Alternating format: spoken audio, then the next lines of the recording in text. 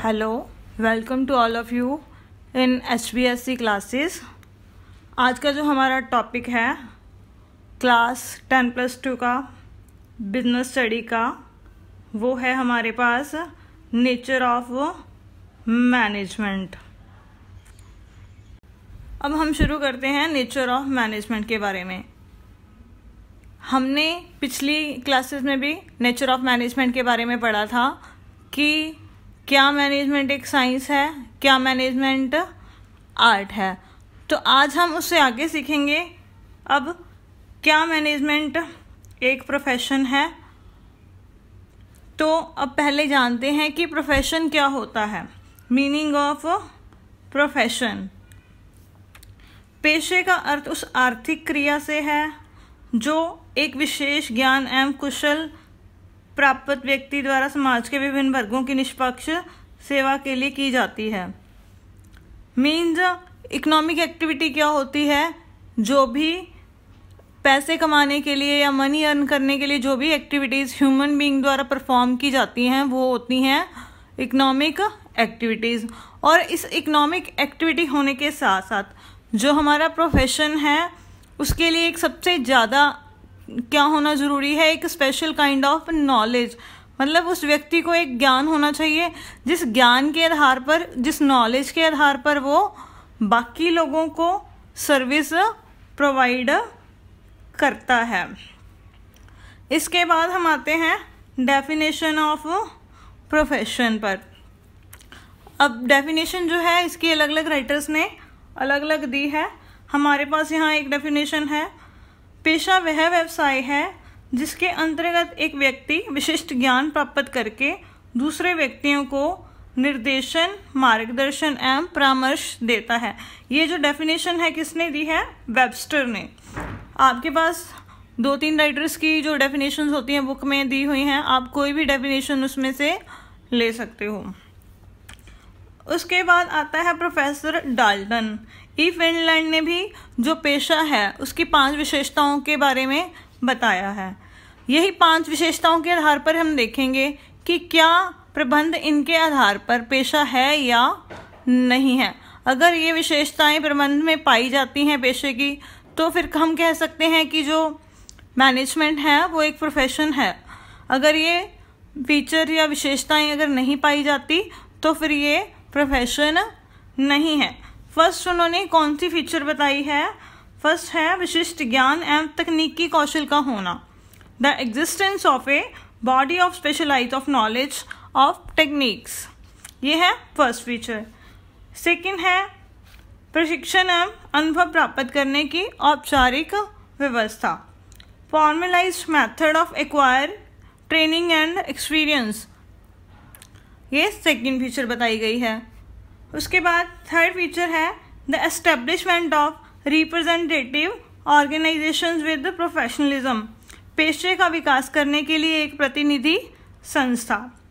उसके बाद फोर्थ है the formation of ethical codes of the guidance of conduct, व्यवहार को नियंत्रित करने के लिए आचार संहिता का होना।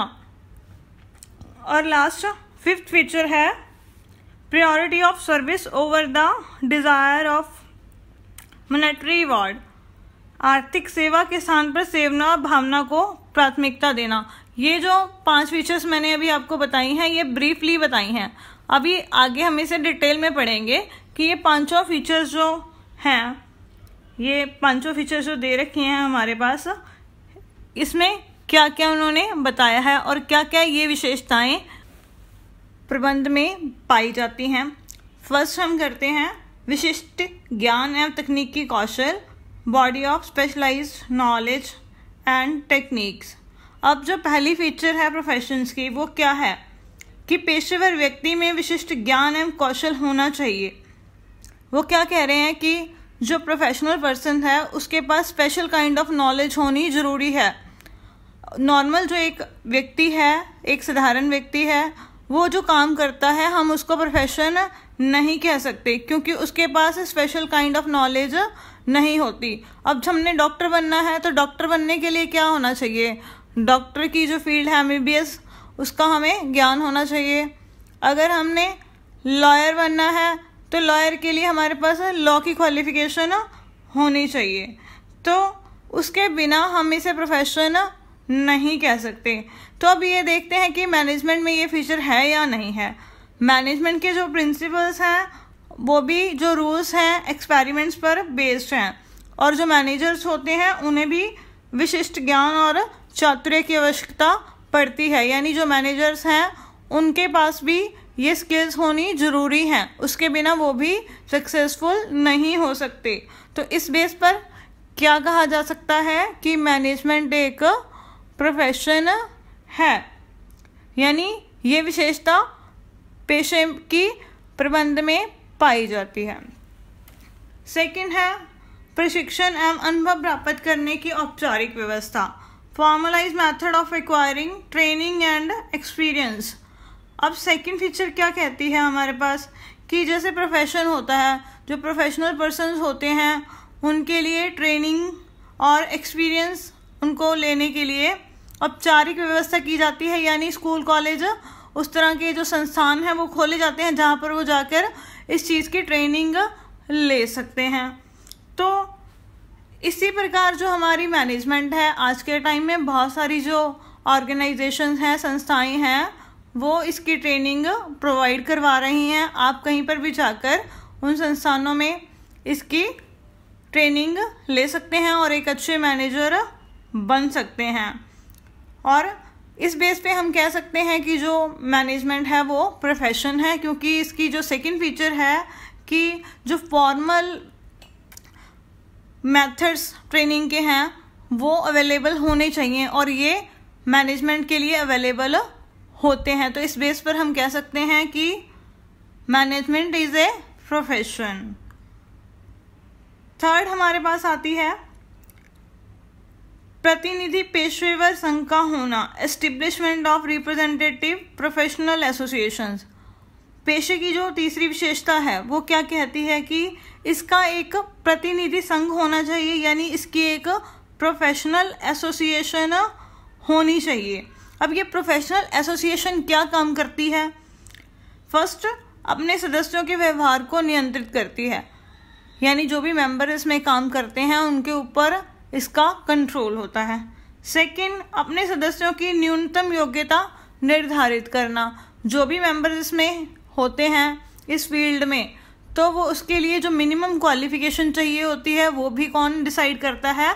Professional association.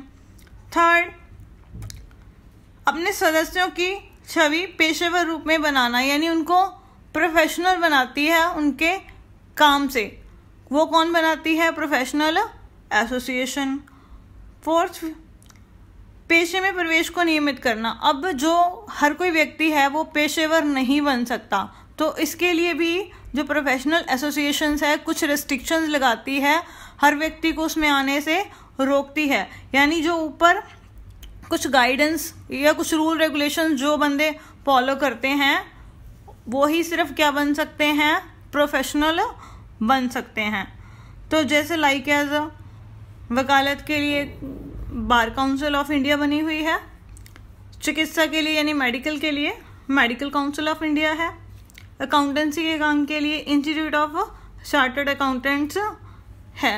ये सारी प्रोफेशनल एसोसिएशंस अलग अलग प्रोफेशंस के लिए बनाई गई हैं। तो इस बेस पे हम देखेंगे कि क्या मैनेजमेंट प्रोफेशन है, मैनेजमेंट की कोई खुद की प्रोफेशनल एसोसिएशन है? यस, मैनेजमेंट की प्रोफेशनल एसोसिएशन है। वो कौन सी है? ऑल इंडिया मैनेजमेंट एसोसिएशन, जो इस काम के लिए बनाई गई है, जो अभी प्रबंधकों के सामाजिक दायित्वों की ओर विशेष ध्यान देने के साथ साथ पेशेवर चार संहिता को भी तैयार कर रहा है। यानी जो ये मैनेजर्स हैं उनकी क्या क्या सोशल रिस्पॉन्सिबिलिटीज़ हैं वो कौन बना रही है, उससे रिलेटेड जो भी रूल रेगुलेशंस हैं ऑल इंडिया मैनेजमेंट एसोसिएशन, यानी अभी वो रूल रेगुलेशन उसके लिए तैयार कर रही है, अभी पूरे रूल रेगुलेशन उसके लिए तैयार नहीं हुए हैं। तो इस बेस पर हम ये कह सकते हैं कि ये जो फीचर है वो मैनेजमेंट में नहीं पाई जाती। इस बेस पर हम कह सकते हैं कि जो मैनेजमेंट है वो प्रोफेशन नहीं है। इसके बाद हमारे पास आती है फोर्थ फीचर, वो है code of conduct. Code of conduct होती है आचार संहिता। आचार संहिता क्या होती है? किसी भी काम के लिए, किसी भी प्रोफेशन के लिए जो रूल्स, जो लॉस बनाए जाते हैं, जिनको इंक्लूड किया जाता है, वो उनकी क्या होती है? Code of conduct. अलग अलग टाइप्स के प्रोफेशंस के लिए, अलग अलग टाइप के काम के लिए अलग अलग कोड ऑफ कंडक्ट होती है। जैसे हमारे पास कानून, चिकित्सा शास्त्र, लेखा शास्त्र के लिए आचार संहिता निश्चित की गई है, लेकिन जो हमारी मैनेजमेंट है उसके लिए अभी तक कोई भी जो आचार संहिता है वो नहीं बनाई गई है, और ना ही किसी भी मैनेजर्स को किसी भी काम के लिए किसी टाइप के लाइसेंस की ज़रूरत पड़ती है।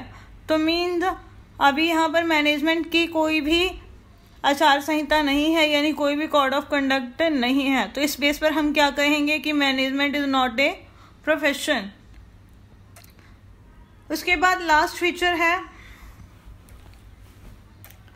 आर्थिक स्वार्थ के स्थान पर सेवा को प्राथमिकता देना। Priority of service over economic consideration. अब ये फीचर क्या कहती है कि पैसा कमाने की जगह पर पेशा क्या करता है? लोगों को सर्विस प्रोवाइड करने में हेल्प करता है। मेन इसका जो मोटिव होता है वो पैसा कमाना नहीं होता, बल्कि लोगों की सेवा करना होता है, और उनकी लोगों की सेवा करने के बदले में जो उनको पारिश्रमिक या रेम्यूनरेशन मिलता है वो उसी से सरवाइव करते हैं। मीन इनका जो मोटिव होता है वो पैसा कमाना नहीं होता।